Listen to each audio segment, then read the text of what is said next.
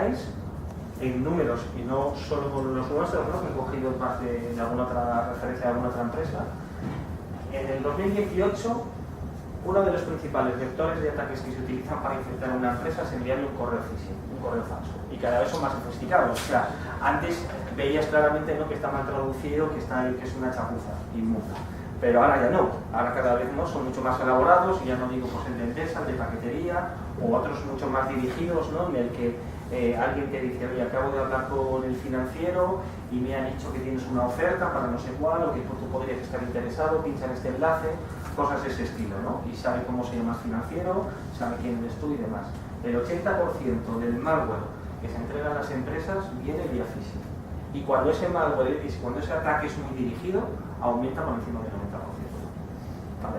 Ataques que leéis en los periódicos que son como muy rimbombantes, ¿no? No sé si recordáis, por ejemplo, que me acuerdo yo ahora, el de Lockheed, que es una empresa militar americana, ¿vale?, que es uno de los mayores, ¿no?, empresas de armamento y demás del mundo. En ese ataque, para poder entrar, reventaron previamente otra empresa que se dedicaba a temas de seguridad. Y como entraron, fue con un correo de phishing, que le mandaron un Excel y alguien pinchó, ¿vale? Y hay muchas técnicas, o sea, vosotros pensad al final, a mí que se ocurre que utilizas ingeniería social, no creáis que son ataques súper complicados, ¿no? Que muchas de las veces es, oye, yo te mando un correo falso, haciéndome pasar por el financiero y que se lo envío al director general. Y en vez de ir al director general, por error te llega el buzón. Y el título del mensaje es posibles despidos antes de acabar el año. ¿Quién no abre el este? ¿Quién no abre el este? O tú te encuentras un USB en el suelo y tú no lo abres, y si cuando miras en el USB lo que pone son las subidas salariales para el 2019, ¿no vas a sentir la tentación? Yo lo haría. Evidentemente pondré una máquina virtual por si acaso para que se infecte la máquina virtual. Pero yo lo voy a abrir, yo no me voy a quedar con la curiosidad. Y al final, con este tipo de situaciones, es como terminan la mayoría de las infecciones. ¿Vale? Entonces, este es uno de los puntos, ¿no?, que es importante que tengáis en cuenta. Y el segundo es que, también Jesús lo ha mencionado, y para que veáis algunos números, las soluciones tradicionales de antivirus siguen siendo necesarias, pero para que veáis algunas cifras de nuestros equipos, de lo que han hecho durante el segundo trimestre de este año, el 62%, ¿vale?, del malware que nosotros hemos bloqueado, lo hemos hecho con un antivirus tradicional, de los que llamamos basados en firmas, ¿no? Es decir, oye, me llega un fichero, le tengo en la lista, sí, es un malware. ¿No está en la lista? Pues puede que lo sea, puede que no. Como no lo sé, lo dejo pasar, ¿vale? Entonces hemos tenido que recurrir a otras medidas, a otras herramientas, para poder pararlo. Y para hacer eso es donde veis, ¿no?, que hemos tenido que utilizar otras herramientas para detener el 37%. ¿Vale? Solo el 62% lo para. O sea que si no tenemos otro tipo de medidas un poco más sofisticadas, el antivirus tradicional, la tercera parte, se le cuela. ¿Vale? Para que veáis así también algunas cifras. Por tanto, para mí, ¿no?, el resumen es que a día de hoy uno de los grandes problemas que pueden tener las empresas, ¿no?, es la suma de lo que hemos visto antes. Es decir, por un lado, tenemos gente que todos conocemos en nuestras empresas que tienen, ¿no?, la necesidad de que cualquier correo que les entre lo abren, por si acaso, independientemente de lo que sea. Decir, oye, tenéis Iberdrola, le llega una factura de Endesa, siente la necesidad de abrir la factura. ¿Por qué? Yo no lo entiendo, pero ellos dicen que por si acaso, que es que igual se han equivocado, que le ha llegado, y dicen, pero si es Endesa, no es Iberdrola, da igual, le llega, ¿no? Un correo de mensajería de correos, pues también los había visto, ¿no? Es decir, pero si tú no has dado la dirección de correo de trabajo, ya, pero correos lo sabe todo. Bueno, pues también, pincha y lo abre, ¿no? Entonces, esa sí existe y es un problema, ¿no?, que al final las empresas las tienen. Y lo segundo es lo que hemos estado hablando, ¿no?, de toda la parte de lo que es de la parte del pago, ¿vale? Entonces, al final, en cierta forma, ¿no?, es, oye, ¿cómo podemos protegernos, ¿no? ¿Qué podemos hacer? Lo primero, y como resumen, como lo ha comentado Jesús, yo tampoco voy a detenerme, pero antes de hablar de medidas súper sofisticadas, para mí hay tres medidas que son básicas, que son las primeras que debe cumplir cualquiera, ¿no? Y la primera es la parte de educación. O sea, podemos poner todo tipo de barreras, al final pues somos humanos, podemos cometer errores y cubrimos esa parte, ¿no?, un poco que se pueda escapar. Pero un grueso importante es educación, es que la gente entienda lo que es un correo de phishing. Y es que si detecta algo, ve un problema, que también lo cuente y no se te avergüenza.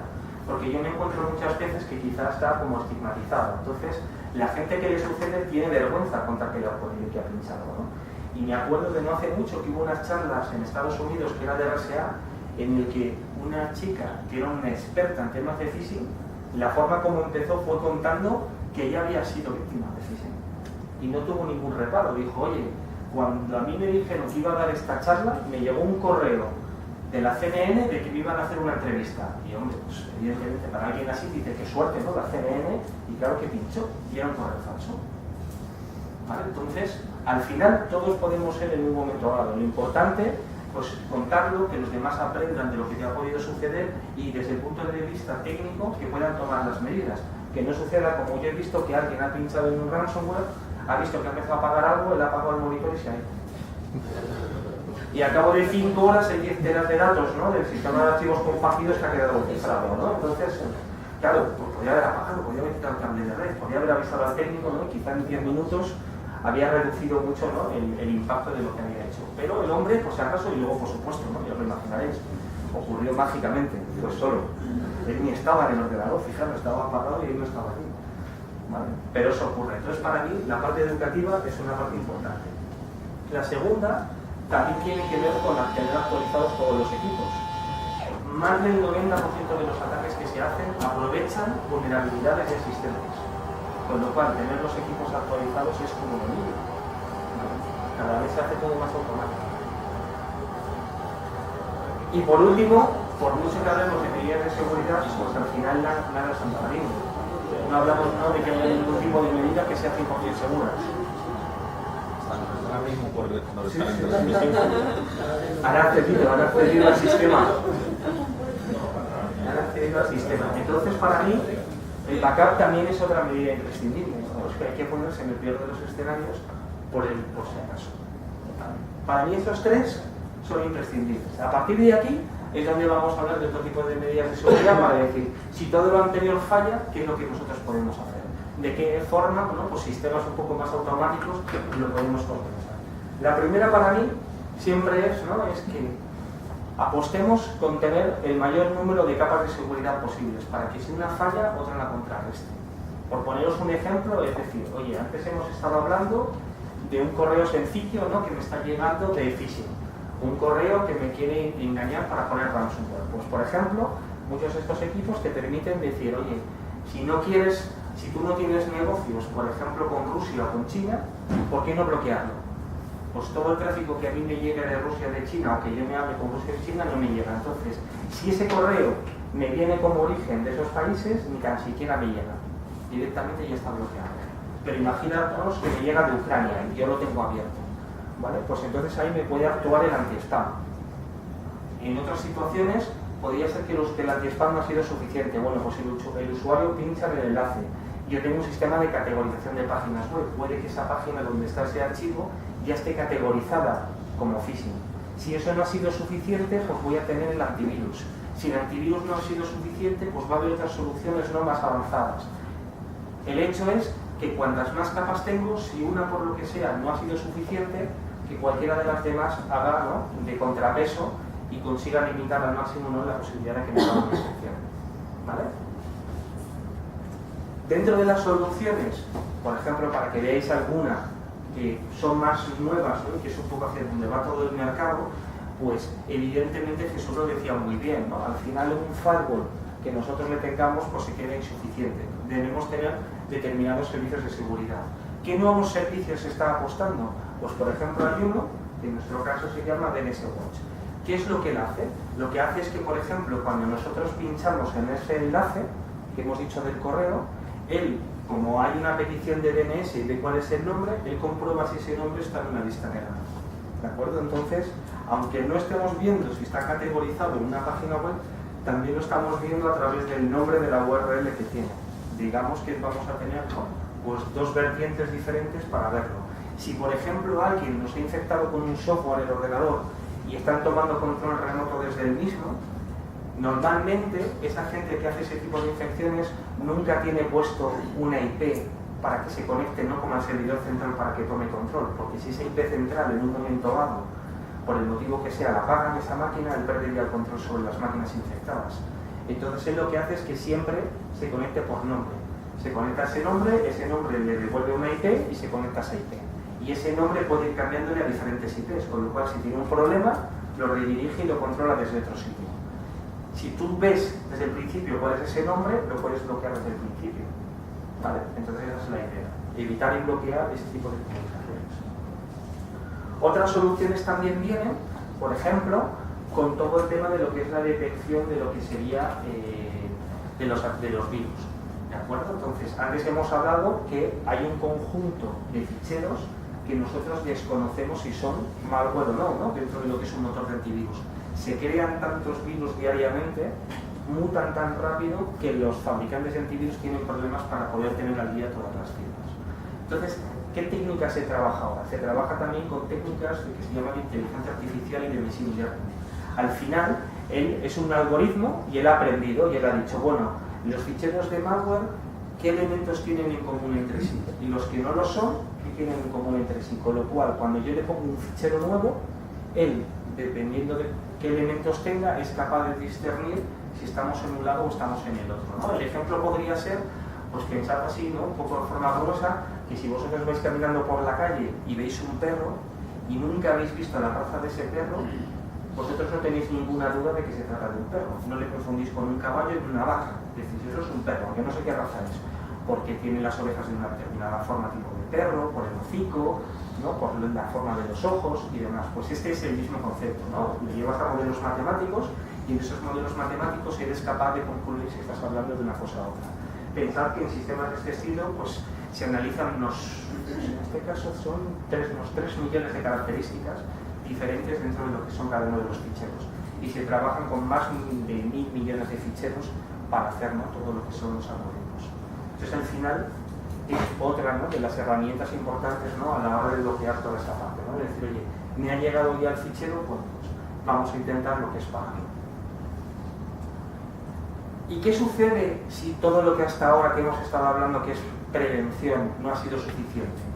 Pues pensad en esto, ¿no? Al final, cuando nosotros tenemos un antivirus y tenemos pues, un UTM, ¿no? un firewall con servicios de seguridad, si por lo que fuera todo eso falla y termina colándose el bicho dentro de mi empresa, paso a tener un problema. Y el problema que tengo es, en cierta forma, que ya no tengo ninguna otra barrera que me ayude a pararlo. No tengo yo tiempo normalmente para ser proactivo, para descubrir si tengo problemas dentro de mi red, lo que hay ahí dentro no sé lo que está sucediendo y se queda ahí y perdí pues 8 meses. ¿Vale? Hasta que igual te llega un cliente y te dice que alguien ha accedido a sus datos y que ha pasado y demás, ¿no? Entonces, investigando descubres que has tenido una brecha de seguridad. Aquí es donde entran herramientas, ¿no? que suelen tener las grandes empresas, ¿no? y que las grandes empresas basan su seguridad en un esquema como el que estáis viendo, ¿no? que hay una capa de prevención, que es la que tienen todas las empresas, pero que tienen también medidas que están en la parte de detección y de la respuesta.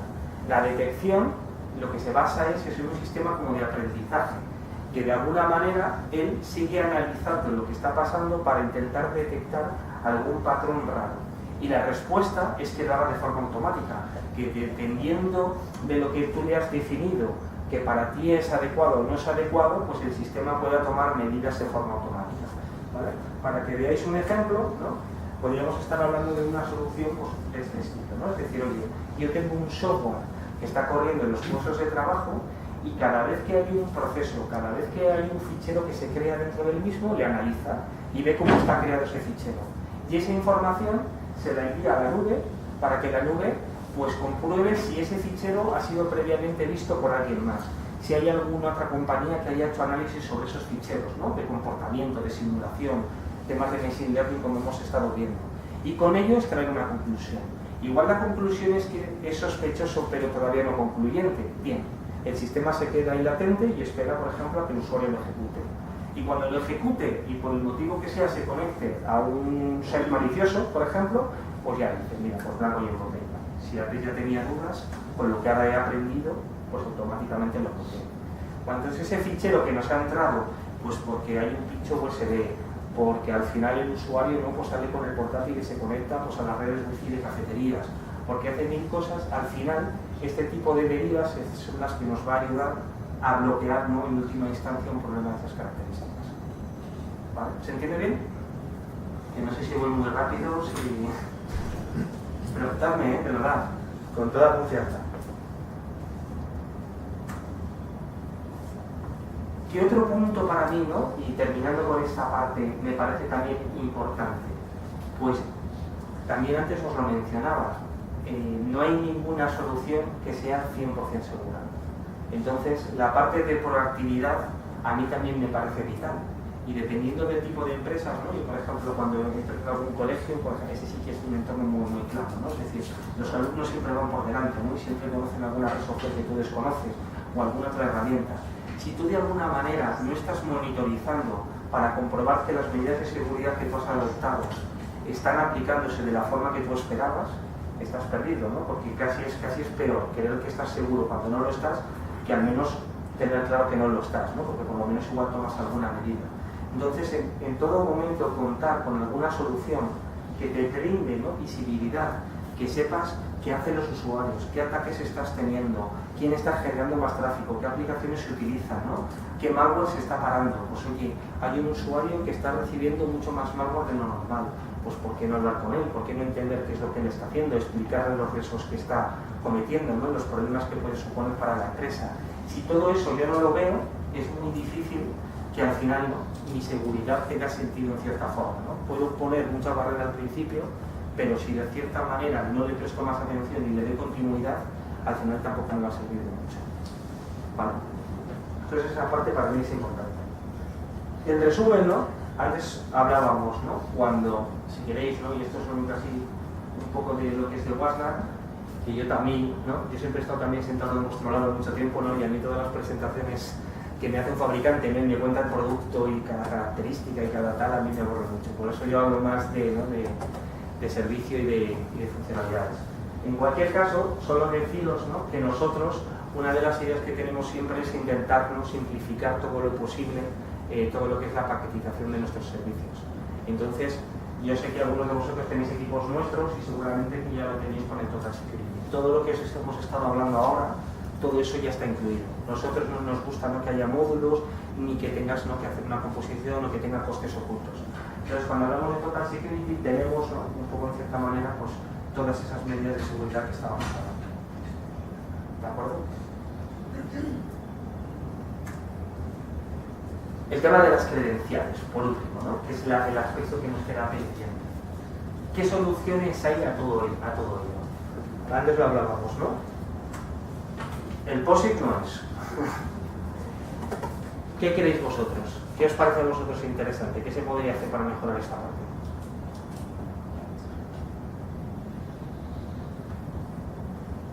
¿Se os ocurre? Igual en alguna empresa vuestra tiene algún otro tipo de medida más adicional puesta. ¿Es posible? Mira, lo normal, cuando nosotros queremos hablar, ¿no? Y sobre todo cuando hablamos en grandes empresas, incluso ya alguna red social, alguna cosilla ya incorpora algo, es muy habitual hablar de todo lo que tiene que ver con el doble factor de autenticación. Realmente, ¿no? Las grandes empresas es algo que está ya instaurado y que todas ellas cuentan con unas medidas de estas características, y casi digamos que el salto que queda pendiente es también que la pequeña y la mediana empresa vayan a hacer. Deciros, ¿no? Que cuando hablamos de dos factores, ¿no? Para aquellos que no lo conozcan, de lo que estamos hablando es decir, mira, si yo quiero acceder a un servicio, me quiero logar, pues en un momento dado tengo que meter una parte que es la contraseña, que es lo que yo sé, ¿de acuerdo? Pero luego hay una parte que va cambiando. Normalmente suele ser un código numérico, por poner un ejemplo, de ser cifras que va cambiando cada 30 segundos y ese es el código que tengo que poner. Entonces, como el dispositivo que me está generando ese número solo lo tengo yo, pues aunque alguien vea mi contraseña, no va a poder acceder, con lo cual lo tengo protegido. Y en cierta manera, por ejemplo, podríamos evitar que el usuario requiera tener que poner una contraseña muy compleja, porque ya tenemos esa otra componente. Esto es un esquema habitual en el que muchas grandes empresas igual habéis visto que van con un token físico que lo llevan en el bolsillo, a veces gente de recursos humanos o gente no financiera que tiene un código que va cambiando para acceder a determinadas aplicaciones. ¿Vale? Y como digo, esto de las grandes empresas es algo que se ve mucho. Pero esto también ha evolucionado.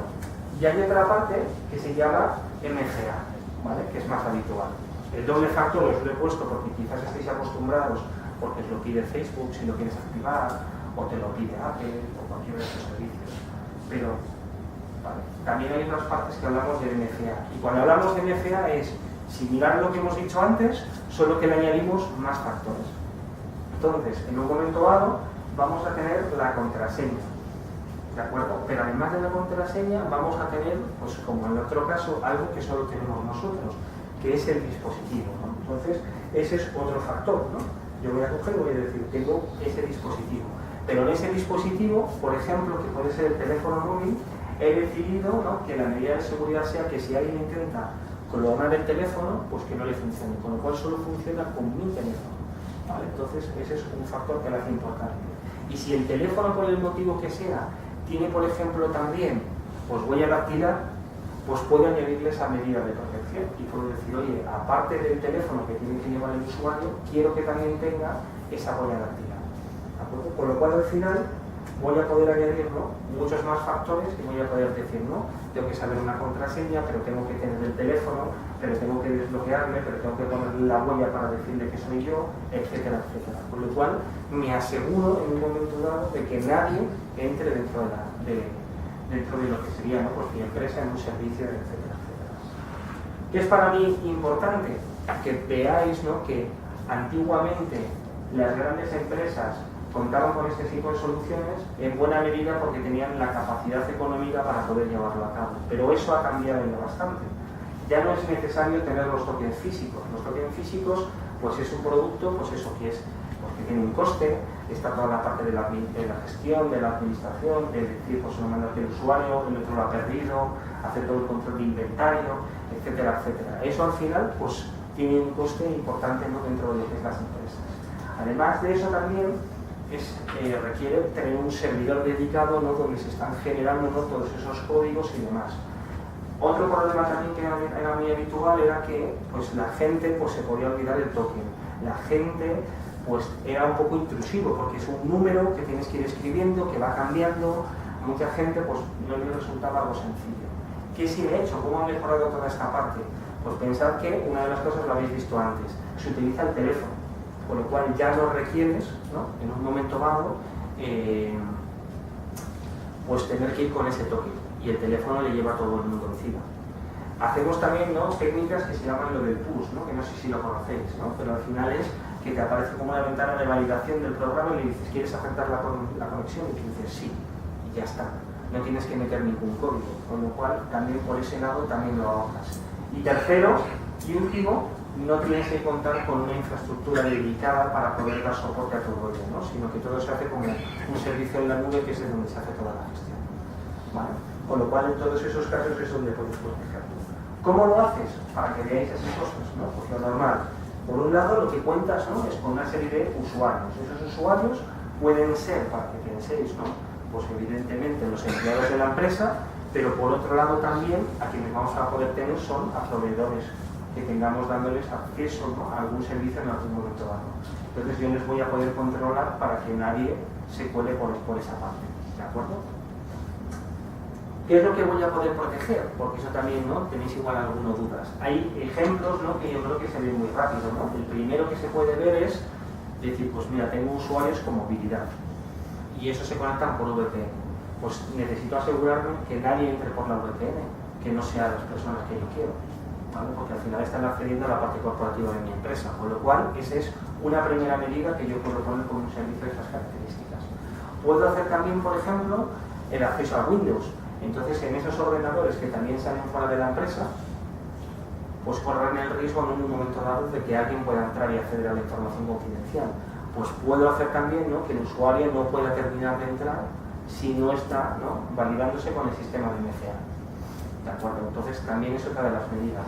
Y la tercera, que no sé vosotros, ¿no?, pero cada vez progresivamente se va viendo más, las empresas migran muchos de sus servicios hacia la nube. Entonces igual tenéis Office 365, igual contáis con Salesforce como herramienta. Al final, todas esas herramientas, pues tú tienes una base de usuarios que tienes metido credenciales, tienes, ¿no?, lo tienes un poco todo desperdigado. Con una solución de estas características, lo que trabajas haces lo que llamaríamos, ¿no?, como un single sign-on, ¿no? Es decir, lo que yo accedo es a un portal de identidad, ese usuario se ha validado con el sistema MFA y tiene las aplicaciones corporativas publicadas. Entonces, pinchando en cualquiera de ellas, accede directamente sin necesidad de que se tenga que validar. Y si le cierras el acceso al portal, deja de poder acceder a todas las aplicaciones. Deja de acceder a Office 365, a Salesforce, a Box, a Dropbox, a todas ellas. Porque digamos que todas esas aplicaciones tienen delegada que la autenticación la hagan en el portal de identidad. ¿Vale? Con lo cual, como os digo, también se unifica toda esa parte. ¿Alguna duda en esta parte? ¿Se entiende bien? ¿Sí? Vale. Oye. Y todo, bueno, si no lo había dado, no había faltado la tecla, ¿no? Lo que todo el proceso es del teléfono. ¿Vale? Entonces, yo creo que si os parece, que creo que se ve mejor, lo podemos hacer, ¿no? Desde el punto de vista con la parte de lo que es el teléfono. Entonces, dadme un segundo.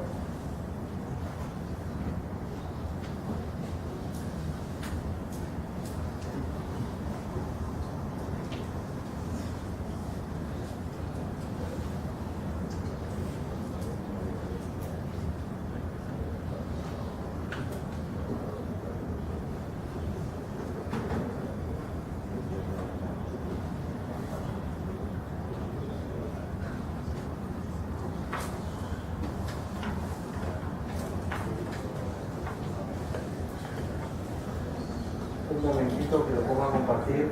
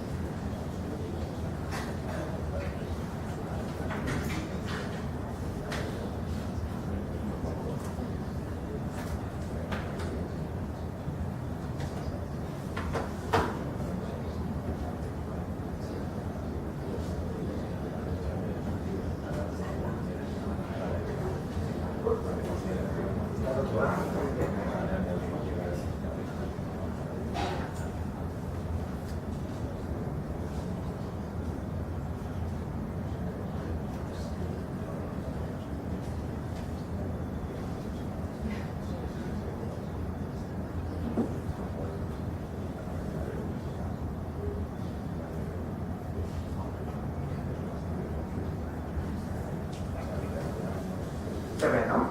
Perfecto. De acuerdo, nada, era solo para que veáis el teléfono, ¿no? Que yo creo que así es más sencillo de aquí. Un ejemplo, para que veáis, ¿no? De lo que hemos estado hablando justo antes, es, por ejemplo, una VPN. Dices, oye, yo me quiero conectar por VPN y quiero proteger ese acceso, ¿no? Entonces, dices, bueno, pues voy a levantar, en este caso, ¿no? Una VPN.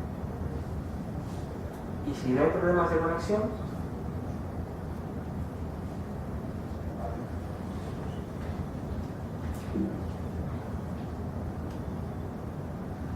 tendría que saltar en el teléfono la petición de lo que estábamos hablando, ¿no? Perdona, lo veis, ¿no? Que aparece arriba, ¿no? Dice, estás intentando iniciar sesión. Entonces aquí me dice, oye, ahora mismo, ¿no? Digamos que para iniciar sesión necesito desbloquear la huella biométrica. Y me dice, oye, Jeff Hernández está intentando iniciar sesión a esta hora, a este servicio. ¿Quieres aprobarlo? Sí. Y yo lo que he hecho es aprobarlo. Con lo cual, ahora mismo, si lo he hecho rápido, porque normalmente lo voy a poner un poco de timeout, esa parte de arriba del todo que cuando conecto, tendría que terminar de hacer la conexión. Pero a veces, si he tardado ahí un poco por comentaroslo, lo hace un poco más lento. Si no, lo desconecto de nuevo y le vuelvo a decir que no haga.